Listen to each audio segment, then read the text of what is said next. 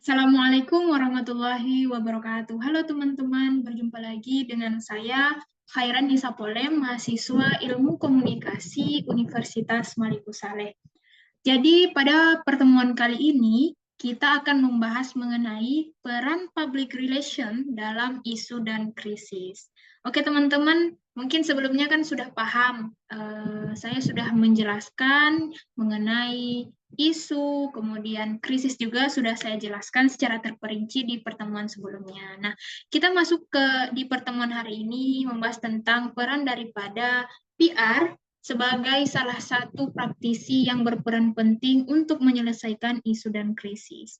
Oke, teman-teman, latar belakang yang mendasari materi ini adalah di mana adanya keberhasilan tim manajemen krisis yang dipimpin oleh seorang praktisi public relations dari perusahaan Johnson Johnson dalam mengelola krisis keracunan sianida yang terkandung dalam obat Tylenol telah mengukuhkan pentingnya peran public relation dalam manajemen isu dan krisis. Artinya, dahulu di perusahaan pernah terjadi suatu kasus yang sangat apa bisa kita bilang sangat penting dan bisa diselesaikan oleh seorang praktisi, oleh praktisi PR, sehingga krisis ini bisa selesai dengan baik.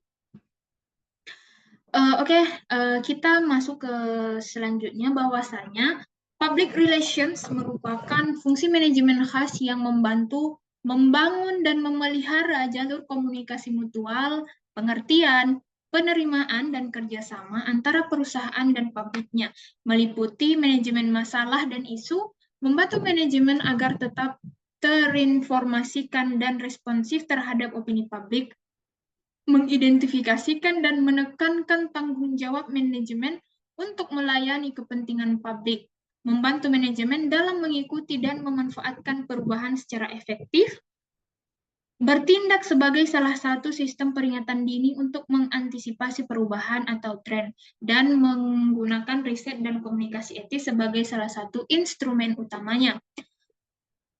Nah, bisa kita pahami teman-teman bahwasanya public relations ini praktisinya itu sangat penting untuk berperan penting dalam menyelesaikan berbagai krisis yang terjadi di perusahaan. Karena memang karena fungsi dari PR ini, fungsi dari manajemen, fungsi mereka ini berkontribusi besar untuk menyelesaikan krisis di suatu perusahaan.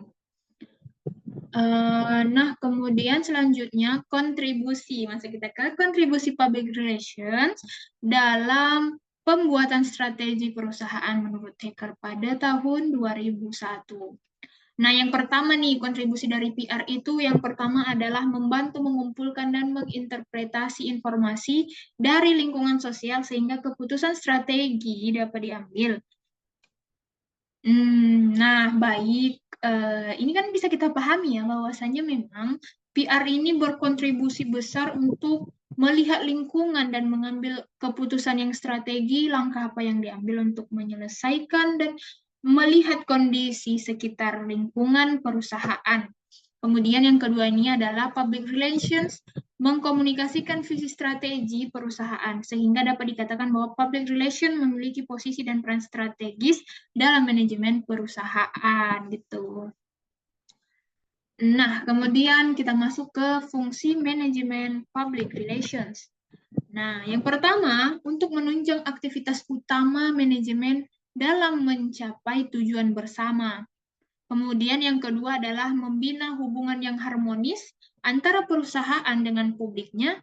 Dan yang ketiga adalah mengidentifikasi hal-hal yang menyangkut opini, persepsi, dan tanggapan masyarakat terhadap perusahaan yang diwakilinya atau sebaliknya. Kemudian yang keempat, melayani keinginan publiknya dan memberikan sumbangan saran kepada pemimpin manajemen demi untuk mencapai tujuan dan manfaat bersama. Kemudian yang kelima adalah menciptakan komunikasi dua arah, artinya timbal balik, dan mengatur arus informasi, publikasi, serta pesan dari perusahaan ke publiknya, atau terjadi sebaliknya demi mencapai citra positif bagi kedua belah pihak. Nah, mungkin itu aja yang akan kita bahas pada pertemuan kali ini. Teman-teman stay tune terus, tetap di channel ini karena kita akan membahas mengenai masih seputaran PR di pertemuan selanjutnya. Itu aja yang bisa saya sampaikan. Semoga bermanfaat. Wassalamualaikum warahmatullahi wabarakatuh.